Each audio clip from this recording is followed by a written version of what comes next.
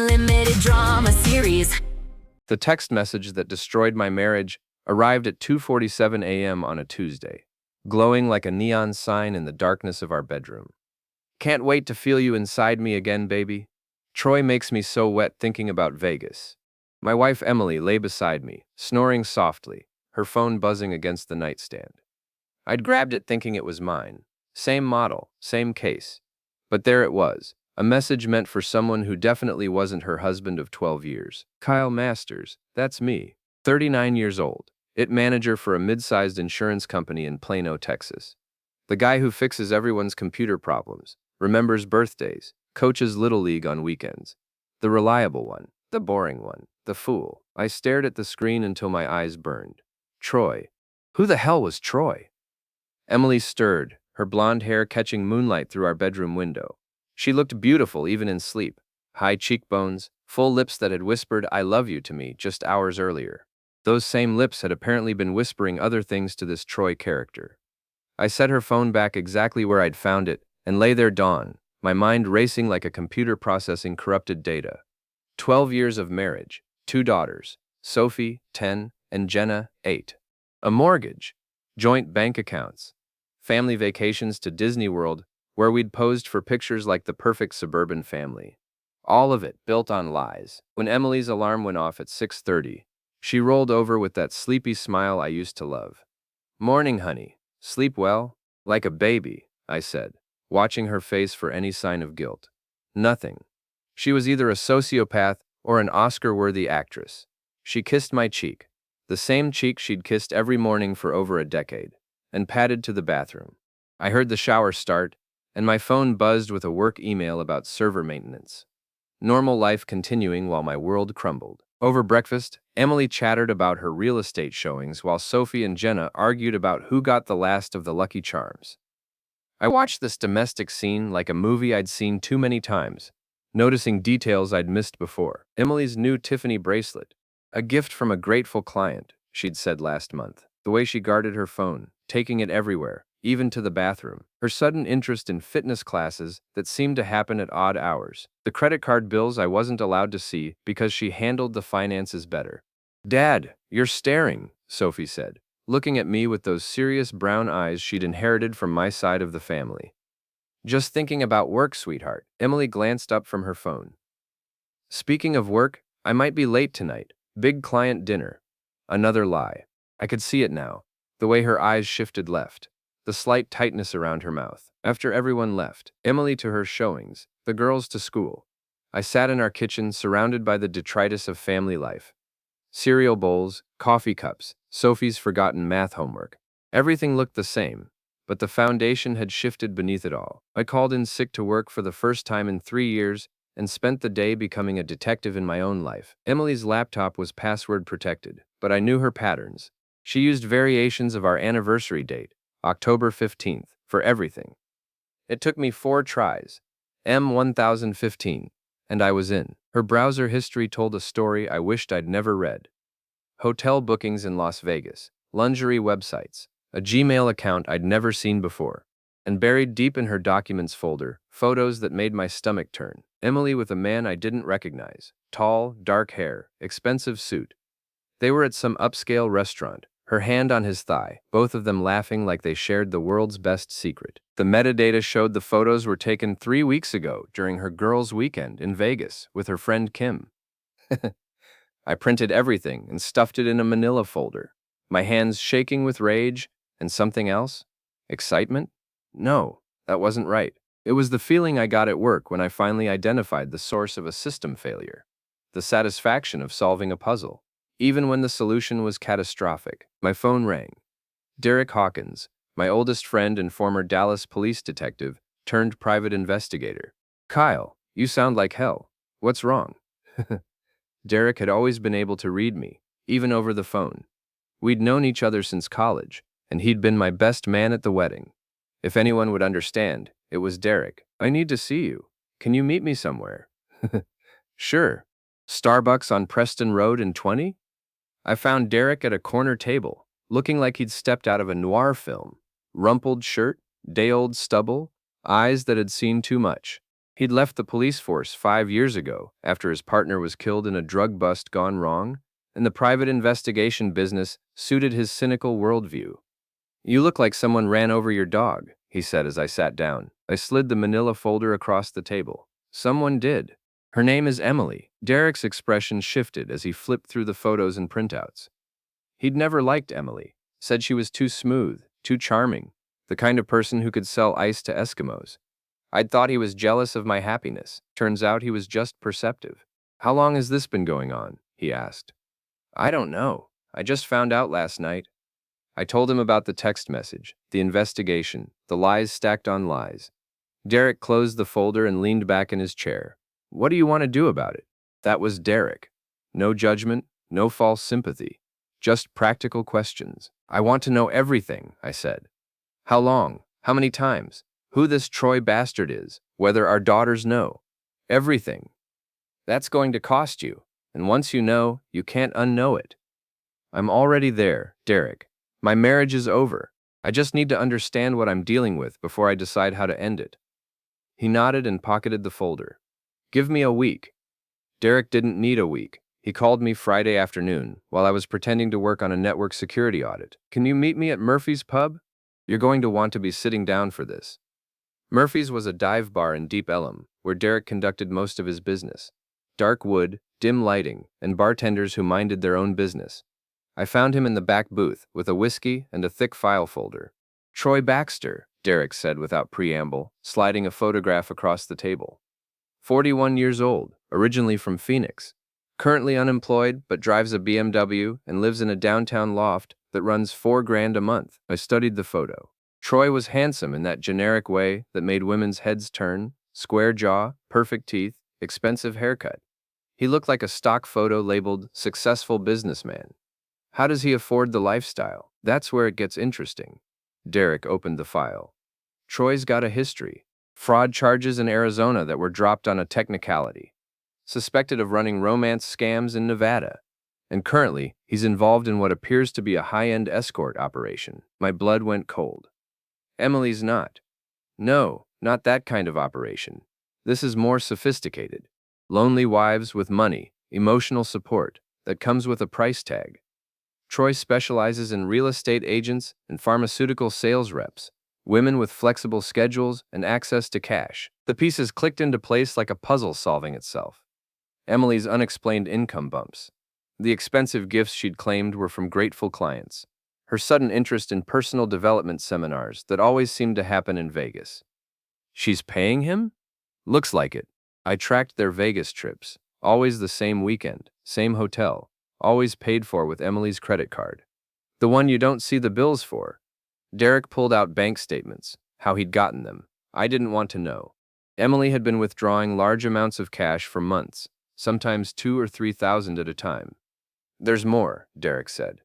"I followed them last weekend when Emily said she was showing houses to out-of-town buyers." He handed me a manila envelope. Inside were photographs that made my chest tight with rage. Emily and Troy at an expensive restaurant. Emily and Troy shopping at North Park Mall. Emily and Troy in the parking garage of his downtown loft, her hands all over him like teenagers. "I'm sorry, man," Derek said quietly. I stared at the photos until they blurred. In one, Emily was laughing at something Troy had said, her head thrown back in pure joy. I couldn't remember the last time I'd made her laugh like that. "How long?" I asked. "Based on what I can document, at least 8 months, but probably longer." 8 months. While I'd been working overtime to pay for Sophie's violin lessons and Jenna's soccer camp, my wife had been financing her affair with our money. "What's your plan?" Derek asked. I'd been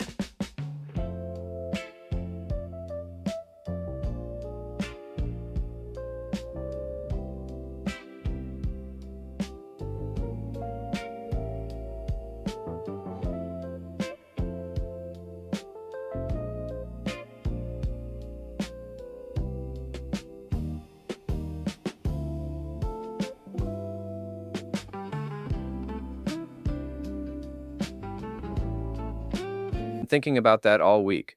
The old Kyle would have confronted Emily directly, demanded explanations, maybe tried counseling. But the old Kyle had been a fool who trusted his wife's word over his own instincts. I want to know who else knows, I said. Her friends, her family, people in our neighborhood. I want to know exactly how big of an idiot I've been. Derek nodded. That's phase 1. What's phase 2? I'm going to destroy her. The words surprised me as I said them. I'd never been a vindictive person, never understood the appeal of revenge. But sitting in that dark bar, looking at photos of my wife betraying everything we'd built together, I felt something cold and calculating settle in my chest. Legally, I added. I'm not going to jail over this, but I'm going to make sure she loses everything that matters to her. Her reputation, her career, her social circle, everything she values more than our marriage. Derek smiled, not a pleasant expression on his weathered face. Now you're thinking like a cop. We spent the next hour planning. Derek would continue surveillance and expand his investigation to Emily's friends and colleagues. I would document everything at home, secure our assets, and prepare for the legal battle ahead. One more thing, Derek said as we prepared to leave. You need to tell the girls before this gets ugly. Kids always know more than parents think, and they deserve to hear it from you first. The drive home was the longest 20 minutes of my life. How do you explain to a 10-year-old and an 8-year-old that their mother is a cheating liar? How do you preserve their innocence while protecting them from the fallout? I found Sophie and Jenna in the living room, doing homework while some Disney Channel show played in the background. They looked up when I walked in, and I saw Emily in both their faces. Sophie's smile, Jenna's eyes. Dad, you look sad, Jenna said with the brutal honesty of childhood. I sat down between them on the couch, my throat tight. Girls, I need to talk to you about something important. They put down their pencils and gave me their full attention, sensing the gravity in my voice. Sometimes adults make mistakes, I began. Big mistakes that hurt the people they love. And sometimes those mistakes mean that families have to change. Sophie's eyes widened. She was smart enough to read between the lines.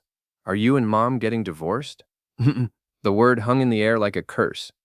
I'd been thinking it for days, but hearing it from my daughter's mouth made it real. I don't know yet, sweetheart, but things are going to be different for a while. And I need you both to know that no matter what happens, your mom and I both love you very much. None of this is your fault. Jenna started crying. Not the dramatic wailing of a tantrum, but the quiet tears of a child who understands that her world is breaking apart. Is Mom sick? She asked. In a way, yes, but I couldn't explain the sickness of betrayal to an 8-year-old. Mom made some choices that hurt our family, I said carefully, and now we have to figure out how to fix things. I held them both while they cried, their small bodies shaking against mine. This was what Emily had destroyed with her selfish choices. Not just our marriage, but our children's sense of security. When Emily came home that night, claiming she'd been at another client dinner, I watched her kiss the girls goodnight and tuck them into bed. She played the role of loving mother perfectly, reading Jenna a story and helping Sophie with a math problem. You're quiet tonight, she said when we were alone in our bedroom. Just tired. She started to undress, and I turned away. I couldn't bear to look at the body that had been touching another man. Couldn't stomach the intimacy we'd shared for 12 years, knowing it had been a lie. Kyle, is everything okay? You've been distant this week. I almost laughed. Distant. After 8 months of affair, she was worried that I seemed distant. I'm fine, I said. Just work stress. She accepted the lie because it was convenient, because questioning it might have led to uncomfortable truths. She climbed into bed beside me and reached for my hand, the same gesture of connection we'd shared thousands of times. But this time, I pulled away. I'm really tired, Em. She rolled over without another word, and within minutes, she was asleep. I lay there listening to her breathing, planning her destruction. Derek's investigation expanded like ripples in a pond, each new revelation more damaging than the last. We met every few days at different locations, coffee shops, restaurants, even once at a bookstore, as he updated me on Emily's web of deception. Kim knows everything, Derek reported on Tuesday. Kim Rodriguez was Emily's best friend since college, her partner in crime for girls' nights and Vegas trips. I got close to her at that wine bar she likes. After a few drinks, she started talking about Emily's Vegas boyfriend like it was common knowledge. I felt the familiar surge of humiliation. What did she say? That Emily deserved some excitement after being stuck with boring Kyle for so many years. Her words, not mine. The betrayal cut deeper than I'd expected. Kim had been in our home countless times, had eaten dinner at our table, had hugged me at birthday parties and barbecues. She'd looked me in the eye and smiled while knowing my wife was cheating. Who else? Derek consulted his notes. At least 3 other women in Emily's real estate office. Her yoga instructor. That neighbor of yours, Janet Morrison. Janet lived 2 houses down and had always been friendly, bringing cookies at Christmas and making small talk when we got the mail. The idea that she'd been pitying me, maybe gossiping about my situation with other neighbors, made my skin crawl. They all think I'm pathetic, I said. They think you're clueless. There's a difference, not much of one from where I sat. Derek leaned forward, lowering his voice. There's something else. I think Emily's planning to leave you. My stomach dropped. What do you mean? Your intern filed this, then withdrew it. What did you promise her? It was consensual. She's 23 years old! Watch more on Grammarly.com. She's been moving money around, opening accounts you don't know about. Small amounts, but consistent. And she's been asking questions about divorce law, community property, child custody. The coffee in my mouth turned bitter. Emily wasn't just cheating. She was planning her exit strategy, probably with Troy's help. They were going to take half of everything I'd worked for and leave me with the wreckage. How long do I have? Hard to say, but if I were you, I'd accelerate your timeline. That night, I started my own financial preparations.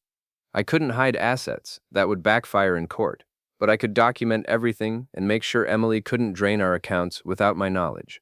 I changed passwords, set up alerts, and transferred money to a separate account for the girl's immediate needs. I also started recording conversations. Texas is a one-party consent state, meaning I could legally record any conversation I was part of without Emily's knowledge. I bought a small digital recorder and started carrying it everywhere, hoping to catch her in lies that might be useful later. The opportunity came sooner than expected. Thursday evening, Emily announced she was going out with Kim for drinks. Just catching up, you know how it is. Sure, I said, kissing her cheek like the devoted husband I was pretending to be. Have fun. I waited 30 minutes, then drove to the wine bar where Kim had spilled Emily's secrets to Derek. Sure enough, I spotted Emily's BMW in the parking lot, along with a familiar black BMW that belonged to Troy. I parked across the street and called Derek. They're together, Emily, Kim, and Troy, at Vino's on Greenville. Want me to come? No, I'm going in. Kyle, that's not smart. I hung up and walked into the bar, my heart pounding with adrenaline and rage. The recorder in my pocket felt like a weapon. I found them at a corner table. Emily sitting close to Troy while Kim played lookout. They were laughing about something. Emily's hand resting on Troy's thigh in a gesture of casual intimacy that made my vision blur. I walked straight to their table. Hi, honey, I said, pulling up a chair. Mind if I join you? The color drained from Emily's face. Kim looked like she'd seen a ghost. But Troy smiled like he'd been expecting me. You must be Kyle, he said, extending his hand. I've heard so much about you. I ignored the handshake. I'm sure you have. Emily, aren't you going to introduce us properly? Emily's mouth opened and closed like a fish. Kyle, what are you doing here? Having a drink with my wife and her friends. Is that okay? The silence stretched uncomfortably. Other patrons were starting to notice the tension at our table. This is Troy, Emily finally said, her voice barely above a whisper. The Troy, I said, letting the words hang in the air. From Vegas. Troy's smile faltered slightly, but he recovered quickly. Emily mentioned you work in IT. Must be interesting. It has its moments, like when I discover interesting files on computers, photos, emails, financial records. You'd be amazed what people think they can hide. Now Troy looked genuinely concerned. Emily grabbed my arm. Kyle, please, not here. Why not here? These are your friends, right? The people who've been supporting your relationship with Troy for the past 8 months? Kim stood up abruptly. I need to use the bathroom. Sit down, Kim, I said quietly. We're all going to have a conversation. The recorder in my pocket was capturing everything. Emily's panicked breathing, Troy's nervous throat clearing, the clink of glasses from other tables. How much is she paying you, Troy? I asked conversationally. I don't know what you mean. Sure you do. The cash withdrawals, the credit card charges, the Vegas trips. Emily's been financing this relationship from our joint accounts. I'm curious about your rates. Troy started to stand, but I held up my hand. I wouldn't. I've got a private investigator watching this place, and he's got some very interesting photos of you two, plus documentation of your previous fraud charges in Arizona. And that stopped him cold. Emily looked between us like she was watching a tennis match. Kyle, you don't understand, she said desperately. It's not what it looks like. It looks like my wife of 12 years has been paying a professional con man to fuck her while I work overtime to support our family. What part am I misunderstanding? The words came out louder than I'd intended. Conversations at nearby tables stopped. The bartender looked over with concern. Emily's eyes filled with tears, not the genuine tears I'd seen when she'd cried at our wedding or when the girls were born, but the calculated tears of someone who'd been caught. I never meant for it to happen, she whispered. But it did happen, for 8 months. While I was coaching Jenna's soccer team and helping Sophie with science projects and believing that my wife loved me, Troy finally found his voice.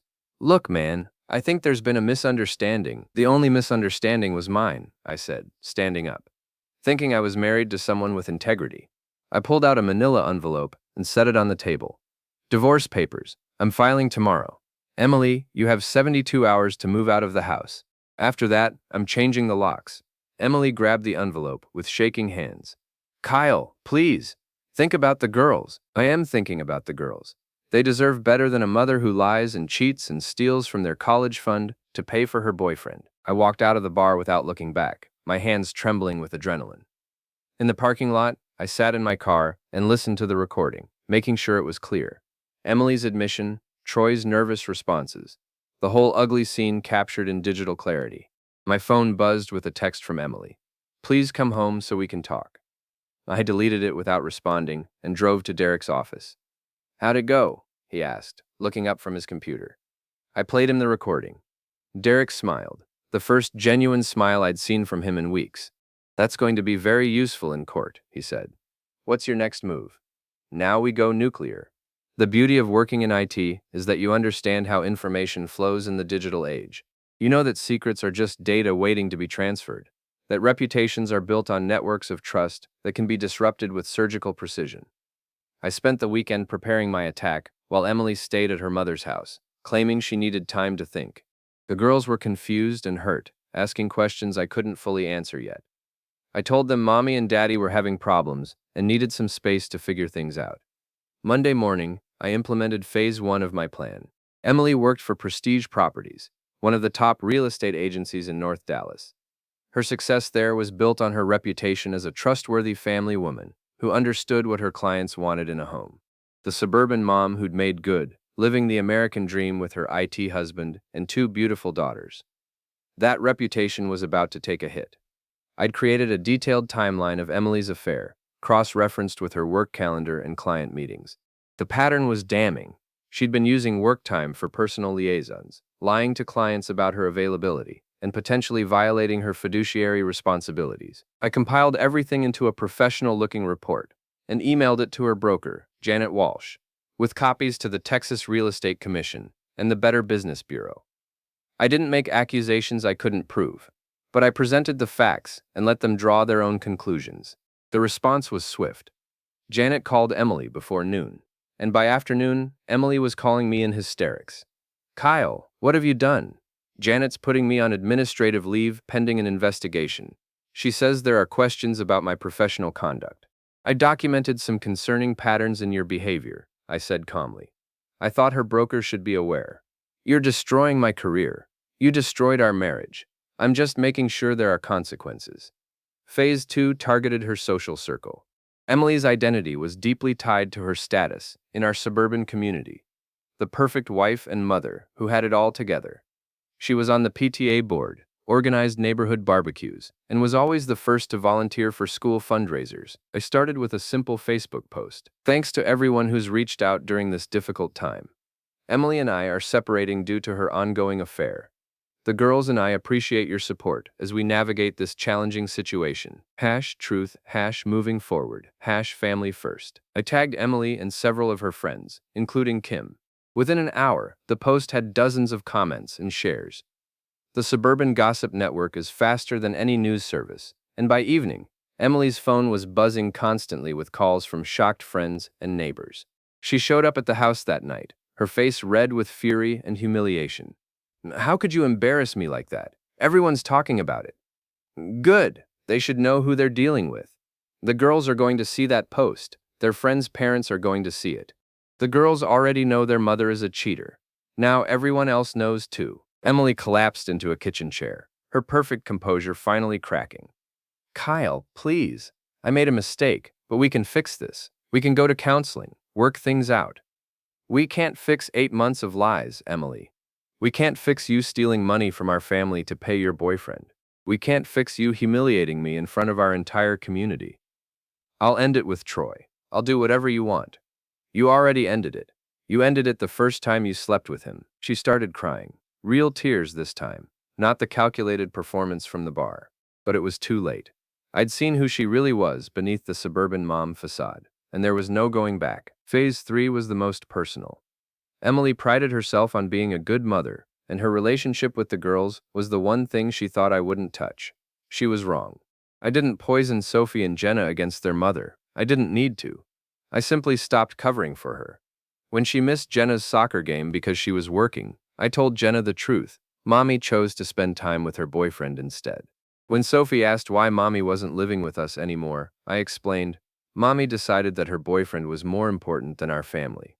The girls were hurt and confused, but they weren't stupid. They'd sensed the tension for months, had noticed their mother's distraction and secrecy. My honesty was painful but not shocking. Emily tried to maintain her parenting schedule, but her life was unraveling too quickly. The investigation at work, the social ostracism, the legal proceedings, it all took its toll. She started missing visits, canceling plans, making excuses. Each time she disappointed the girls, I was there to comfort them and explain that this was who their mother had chosen to be. Derek kept me updated on Troy's situation. Faced with potential fraud charges and unwanted attention from law enforcement, he'd decided that Emily was more trouble than she was worth. He'd broken up with her via text message and left town, probably to find new victims in a different city. Emily was alone, unemployed, and facing a divorce that would leave her with minimal assets and limited custody. Everything she'd valued, her career, her reputation, her social standing, was gone, but I wasn't finished yet. The final phase required patience. I waited until Emily hit rock bottom, until she was desperate enough to do something stupid. It didn't take long. 3 weeks after Troy abandoned her, Emily made her last mistake. She tried to take the girls without permission, picking them up from school and driving toward the airport. She called me from the road, her voice manic with desperation. I'm taking Sophie and Jenna somewhere safe, somewhere we can start over. Emily, bring them home. You're making this worse. You've destroyed everything. My job, my friends, my reputation. The girls are all I have left. You destroyed those things yourself. Bring my daughters home. Our daughters, and I'm not letting you poison them against me anymore. I was already in my car, following the GPS tracker I'd secretly installed on Emily's phone. Derek was coordinating with police, and we had units moving to intercept her before she reached the airport. Emily, listen to me. If you don't turn around right now, you're going to jail. Is that what you want the girls to remember? Their mother in handcuffs? The line went quiet, except for Sophie's voice in the background. Mommy, I want to go home. I want Daddy. Emily's sob was audible through the phone. I just wanted us to be happy. Then bring them home. She pulled over at a gas station 15 minutes from the airport.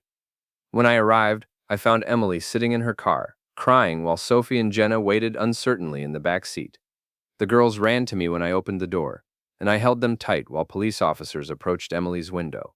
She wasn't arrested. I'd convinced Derek to have the officers treat it as a misunderstanding rather than attempted kidnapping. But the incident was documented. It would be useful in the custody hearing. That night, after the girls were asleep, Emily called me one last time. I know you hate me, she said quietly, and I deserve it. But please don't take the girls away from me completely. They're the only good thing I've ever done. You should have thought about that before you chose Troy over your family.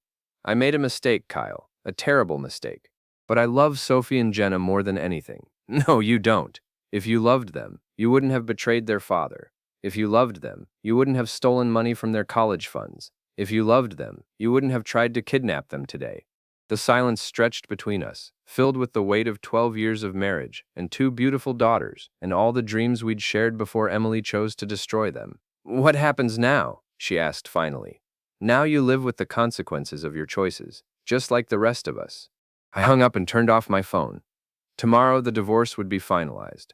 Emily would get supervised visitation and a small settlement, enough to survive but not enough to maintain the lifestyle she'd grown accustomed to. The house, the girls' primary custody, and most of our assets would stay with me. More importantly, everyone would know exactly who Emily Masters really was, beneath her perfect suburban facade. Her career was over, her reputation destroyed, her social circle gone. She'd lost everything that mattered to her, just as she'd destroyed everything that mattered to me. It wasn't justice. Nothing could give me back the 12 years I'd wasted believing her lies. But it was consequences. And sometimes that's enough. I checked on Sophie and Jenna, both sleeping peacefully in their beds, safe in the home their mother had tried to destroy. Tomorrow I'd start building a new life for the three of us, a life built on truth instead of lies. Emily had taught me that love without trust is just shared delusion. But she'd also taught me that I was stronger than I'd ever imagined, smart enough to fight back, and ruthless enough to win when everything I cared about was at stake. The perfect suburban husband was dead. In his place stood someone harder, wiser, and infinitely more dangerous to anyone who might threaten his family again.